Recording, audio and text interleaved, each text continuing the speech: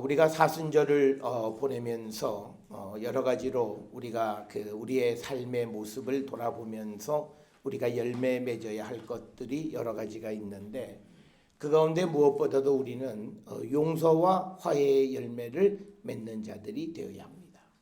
특별히 우리가 용서와 화해라고 하는 그 화두는 우리 개인뿐만 아니라 우리 민족도 해결해야 될 그런 과제이고, 그리고 우리 민족이 이제 더 나은 미래를 향해서 갈 때에 이 용서와 화해가 우리 남북의 문제뿐만 아니라 또 주변 국가와의 관계 속에서도 우리가 잘 해결해야 될 그런 과제가 되고, 또 우리 모든 성도들이 세상을 살아가면서 다른 이들과의 관계 속에서도 용서와 화해의 열매를 맺기를 갈망하고 주님의 도우심을 구하는 우리 성도들이 되었으면 합니다. 성경에는 용서와 화해에 관한 그런 여러 가지 이야기가 있는데, 특별히 창세기에는 중요한 두 가지 그 용서와 화해의 이야기가 있습니다.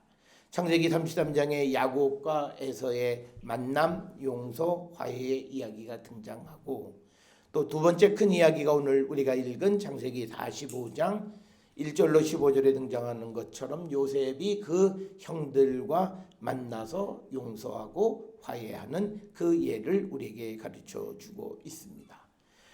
오늘 우리는 이 창세기 45장 1절로부터 15절에 나오는 요셉이 자기에게 개인적으로 원수와 같았던 그런 형제들을 만나서 용서하고 그들과 화해하는 그 장면을 보면서 우리가 세상 가운데에서 우리 주변에 있는 사람들과 화해의 열매를 맺기 위한 어떤 원형적 모습을 우리가 오늘 본문을 통해서 우리가 찾아보고, 또 우리가 용서와 화해를 위해서 우리가 어떤 절차를 통해야 하는가라고 하는 그 단계를 우리에게 보여주는 것이 오늘 우리가 읽은 창세기 45장의 말씀이 되겠습니다.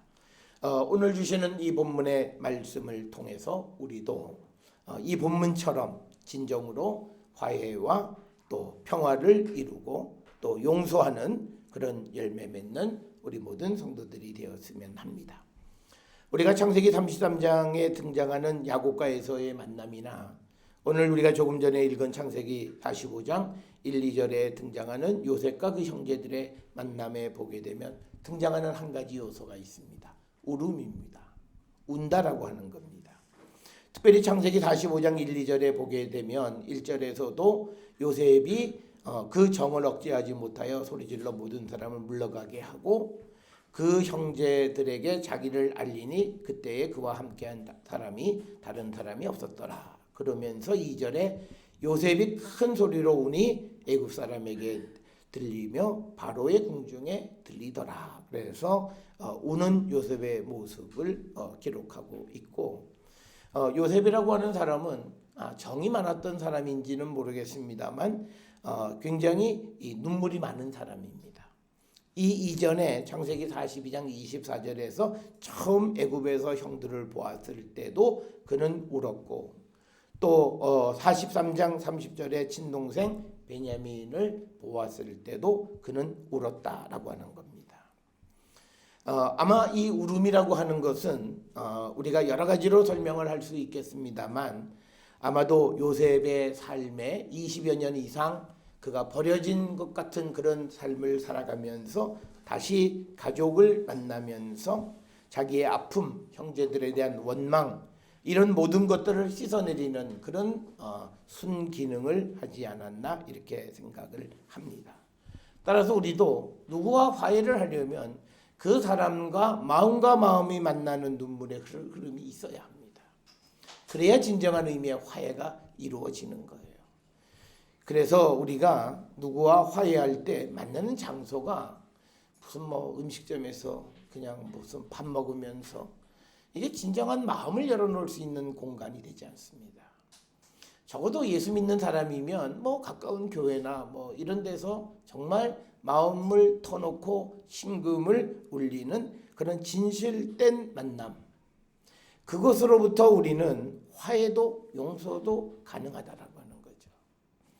어떤 뭐 내가 예수 믿는 사람이니까 용서해야지라고 하는 그런 의무감에서가 아니라 정말 내가 누구와 용서하지 못하고 화해하지 못하면 내가 하나님의 나라에 갈 수도 없고 무엇보다도 주님의 명령이고 말씀이기 때문에 내가 사랑하는 주님이 우리에게 부탁하신 그 말씀을 듣고 정말 우리가 마음을 다해서 사람을 만나고 정말 서로가 울 수 있을 때 그들은 정말 화해하고 용서할 수 있고 용서받을 수 있지 않나 생각을 합니다.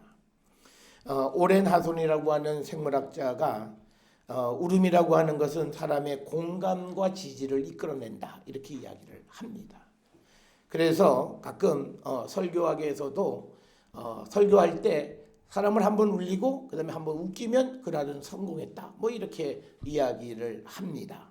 그래서 울음이라고 하는 것은 사람에게 서로의 마음을 열고 공감대를 형성시켜주는 아주 중요한 역할을 한다라고 하는 거죠.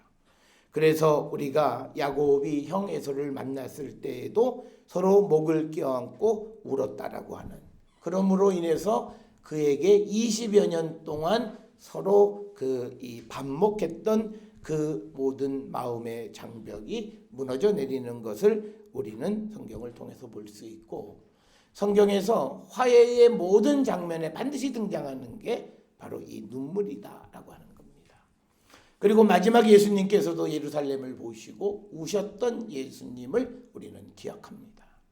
그래서 우리가 진정으로 화목한 그런 누구를 화해하고 용서하기 위해서 우리가 뜨거운 눈물을 흘릴 줄 아는 사람이 되어야 되는데, 성도는 두 차원의 화해를 해야 되는데 하나는 하나님과의 화해입니다. 이 하나님과의 화해 속에서 우리가 쏟아야 되는 눈물은 회개의 눈물일 것입니다. 우리가 하나님의 사랑을 받고 하나님의 그 뜨거운 사랑 속에 살아가면서도 온전치 못했던 우리의 모습, 이것에 대한 우리가 뜨거운 눈물로 우리의 부족하고 잘못을 우리가 자복할 줄 아는, 그로 말미암은 하나님과의 진정한 화해가 우리에게 있어야 되겠고, 또 하나는 우리가 이웃이나 형제와 화해와 용서의 눈물을 우리가 흘릴 줄 알아야 됩니다.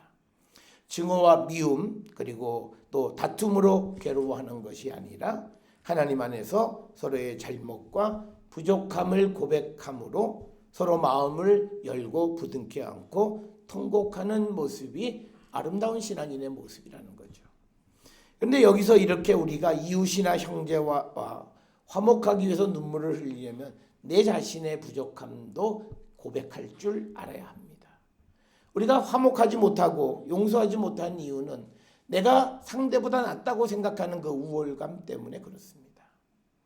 그래서 우리는 상대에게 다가서서 주님이 우리에게 말씀을 하셨음에도 우리는 차일피일 미루고 화해의 열매를 맺지 못하는 것은 성도의 바른 모습이 아니다. 따라서 우리는 2019년 이 사순절을 보내면서 우리는 용서와 화해의 열매를 맺는 자가 되기를 우리가 결단하고 주님의 도우심을 구해야 합니다.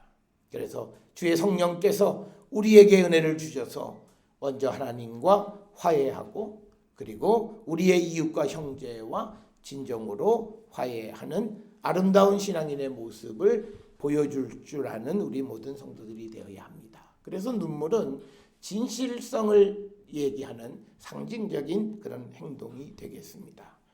또 하나 오늘 주시는 본문에서 3절 4절에서 우리가 분명한 것, 내가 누구인가를 분명히 알아야 됩니다. 이 말은 오늘 주시는 창세기 45장에서 이 요셉이 내가 형들의 동생이라고 하는 것을 인지하지 못했더라면 화해는 이루어지지 않습니다. 그가 나는 애굽의 총리 대신이고 너희들은 나한테 곡식을 사러온 한낱 주변에 있는 불쌍한 사람에 지나지 않는다고 생각했더라면 이 화목은 이루어지지 않습니다. 그래서 오늘 주시는 본문에 보면 이 3절에 요셉이 그 형들에게 이르되 나는 요셉이라. 지금 이 만남에서 요셉은 우월적 지위를 가지고 있어요.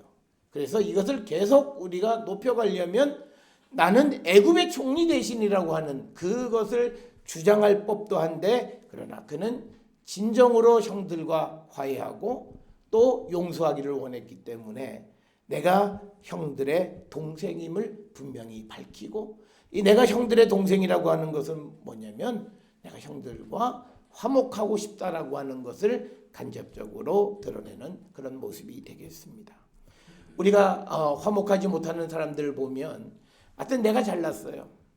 그리고 내가 누구의 어떤 관계라고 하는 것, 내가 누구의 동생이고 내가 누구의 형제고 내가 누구의 아들이고 누구의 딸이고 상대는 내 부모고 내 형제라고 하는 사실을 잊어버리기 때문에 우리는 화목하지 못한 경우들이 많고 용서하지 못하는 일들이 많고, 더 나아가서 우리는 그리스도 안에서 한 형제 자매라고 하는 그 자기 자신의 현 주소를 우리는 분명히 인지해야만, 그렇게 되어질 때 우리에게서 용서와 그리고 화목의 열매가 맺어질 수 있다라고 하는 것입니다.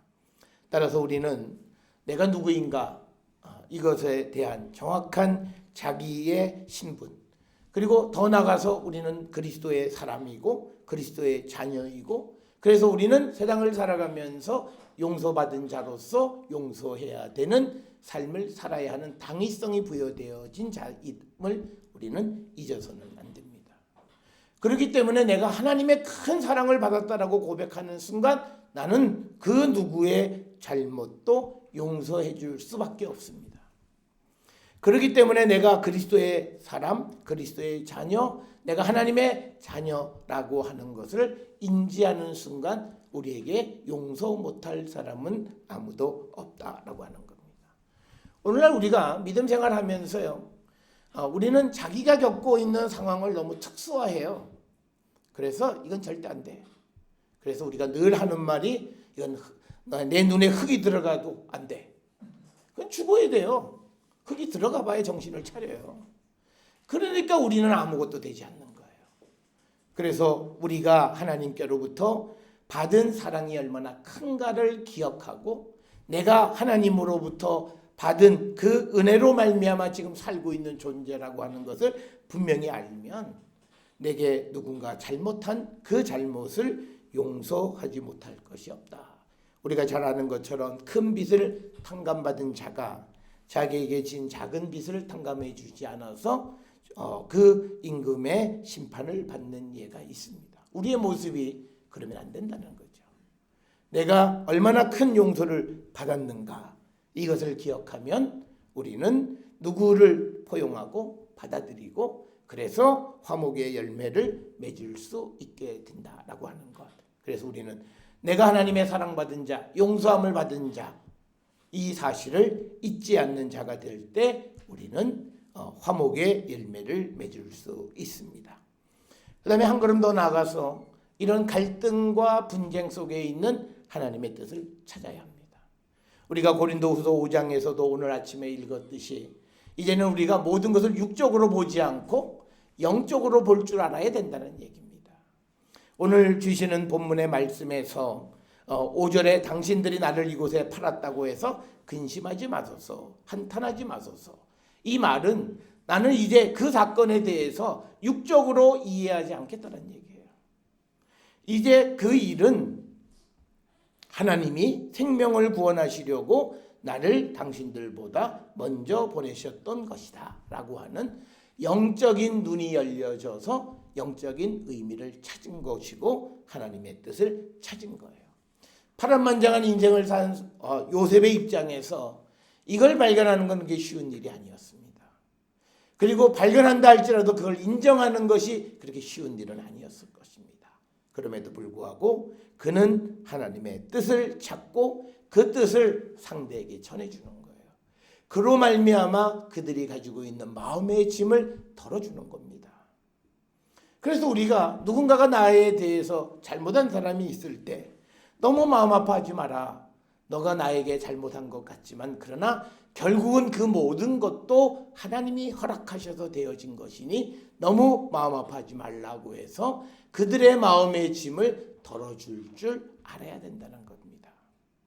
그래서 우리가 그렇게 하나님의 뜻이 무엇인지를 찾아갈 때 우리는 상대가 나에게 한 모든 것을 용서할 수 있고 용납할 수 있다라고 하는 겁니다. 그래서 오늘 주시는 5절에서 이 모든 것의 일을 형들에게 원인을 찾지 않고 하나님에게 원인을 돌리는 겁니다. 오늘날 우리가 누구를 용서하기 위해서 가장 필요한 것 중에 하나는 그가 나에게 행한 아픈 일을 그가 행한 것으로 보지 않고 하나님이 내게 필요해서 나에게 하신 것임을 인정하는 게 진정한 믿음입니다. 그래서 우리가 그렇게 하나님의 뜻을 찾게 될 때 우리는 진정으로 화해와 용서가 가능하고, 우리가 누군가가 나에게 잘못한 자에게 그런 말을 할 때 아마 그의 마음에 그 담은 무너지고 아마 그의 눈에는 눈물이 맺어질 수 있다라고 하는 것입니다. 따라서 우리는 갈등을 겪고 분쟁을 겪고 여러 가지 어려움을 겪고 있을 때에 우리 마음속에 있는 미움, 원망, 이 마음속을 우리가 그 마음을 가지고 있다면 우리는 하나님의 섭리를 발견하지 못하고, 하나님의 섭리를 발견하지 못하면 우리는 용서하지 못한다라고 하는 겁니다. 따라서 우리는 정말 하나님의 뜻이 무엇인가를 찾아서 나에게 아픔을 준 자들을 용서할 수 있는 그런 성도들이 되어야 할 줄 믿습니다. 그 다음에 또 하나는 오늘 주시는 45장 9절로부터 15절에 보게 되면 그 요셉과 형들 사이에 대화가 시작이 되고 그리고 그들이 소통이 가능해집니다. 우리가 보면 창세기 38장으로부터 시작을 해서 요셉이 꿈을 꿨을 때부터 형들과 요셉 사이에는 대화가 없습니다. 소통이 없어요. 단지 그 요셉이 꾼 꿈 하나, 그 꿈 때문에 형들의 미움을 받고 결국은 그것 때문에 애국으로 팔려왔던 것입니다. 그러니까 소통이 없었던 거죠. 그래서 그들은 그 소통이 없었던 것을 이제 종지부를 찍고 그 다음에 그들이 긴 대화를 나누기 시작하는 것이 이 창세기 45장으로부터 시작이 되어지는 겁니다.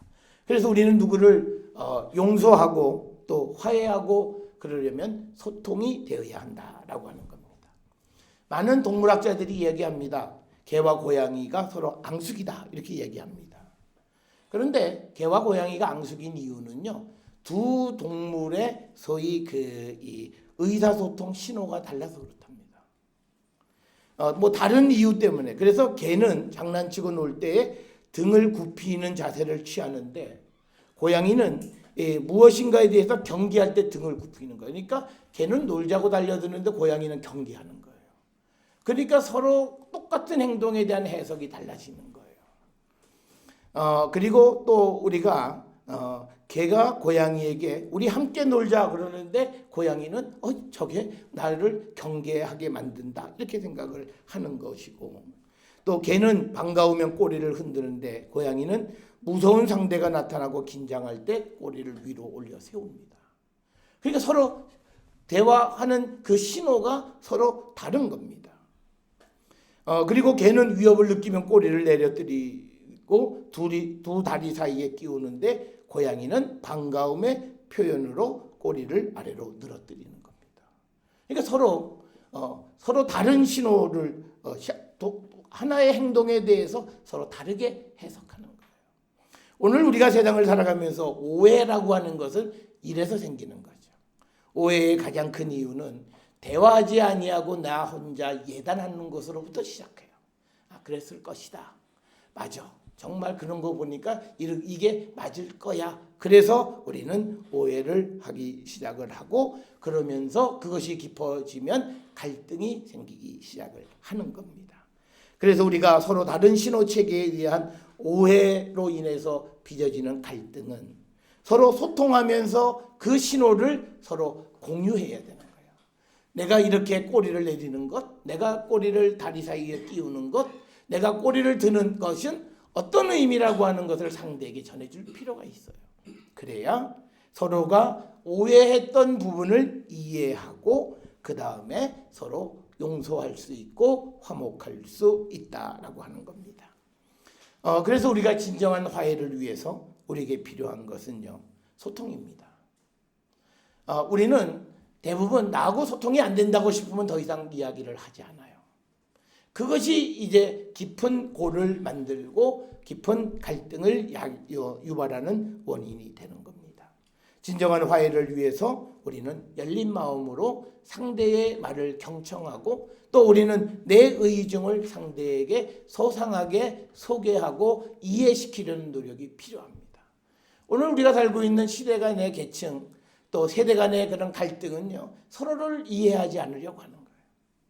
그냥 어른이 뭐라 그러면 저것들은 꼰대들은 항상 저래 그렇게 얘기하는 거고, 그리고 또 젊은이들이 뭘 하면 어른들은 대가리 피도 안 말린 게 뭐 저러고 있어? 라고 서로 다른 신호 체계를 가지고 있기 때문에 서로에 대해서 사실은 같은 길을 걸어가면서 서로 갈등하고 있는 것이 우리의 모습일 수 있고, 같은 아픔을 겪고 있으면서도 서로 반목하는 게 우리의 모습일 수 있습니다.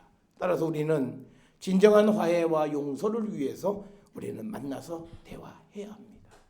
그래서 우리가 서로를 이해시키는 역사를 이루어야 우리의 막혀있던 담을 열고 진정으로 우리가 용서하고 화해하고 용납할 수 있다라고 하는 것.